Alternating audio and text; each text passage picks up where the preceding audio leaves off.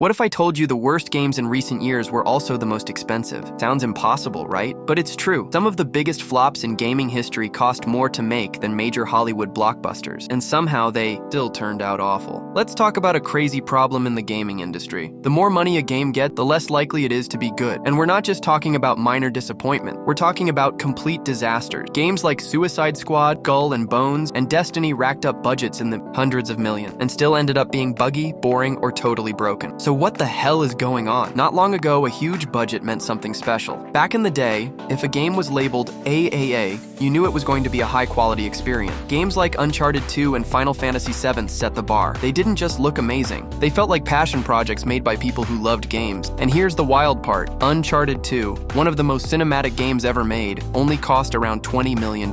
Compare that to modern live service games that cost over $200 million and don't even come close in quality. So, when did things start falling apart? Let's rewind to the early 2010s. Studios were throwing huge money at projects, thinking bigger always meant better.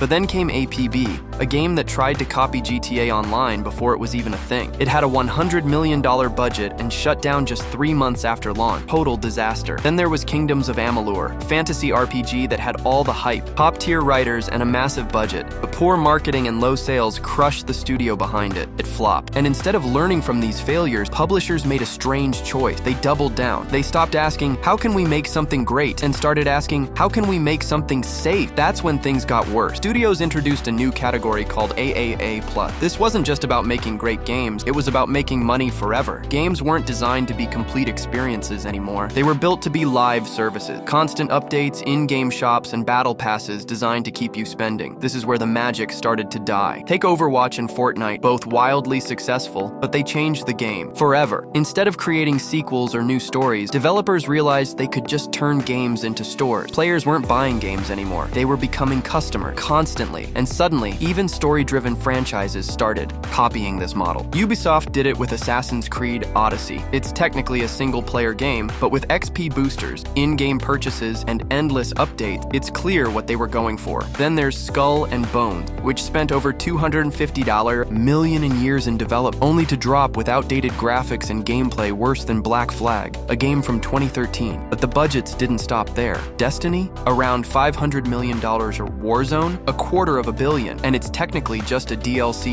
Suicide Squad? $220 million, and it looks like a game from 2015 running on fumes. Meanwhile, critically loved games like God of War, Ragnarok, Horizon, Forbidden West, and Death Stranding were made for half the cost, or even less. These games had story, soul, and polish. So what are the expensive ones spending all that money on? Here's the ugly truth. It's not going toward gameplay or graphics. It's going towards systems, pipelines, monetization tools. Studios are pouring cash into making games that never end. Because if a game doesn't end, you can keep charging people for new content, new skins, new events, forever. These aren't games anymore. They're ecosystems, and that comes with a price. You need massive teams just to maintain the shop. Monthly content drop, partner deals, testing new ways to make people spend. It's all business, not art, and players can feel it. These games often look worse than older titles. They play slower. They feel like a chore, because they're built around keeping you locked in, not giving you an unforgettable experience. That's why, as weird as it sounds, the bigger a game's budget is today, the more likely it is to suck. It's a wild reversal from how it used to be. And the scariest part? AAA isn't the top tier anymore. Studios are now pushing AAA game, which basically means even more money, even more pressure, and even less room for creative risk. We're watching the soul of gaming being squeezed out pixel by pixel, update by update. So what, the future? Will studios finally realize that players care more about quality than cash grabs? Or will we keep getting $300 million storefronts disguised as games?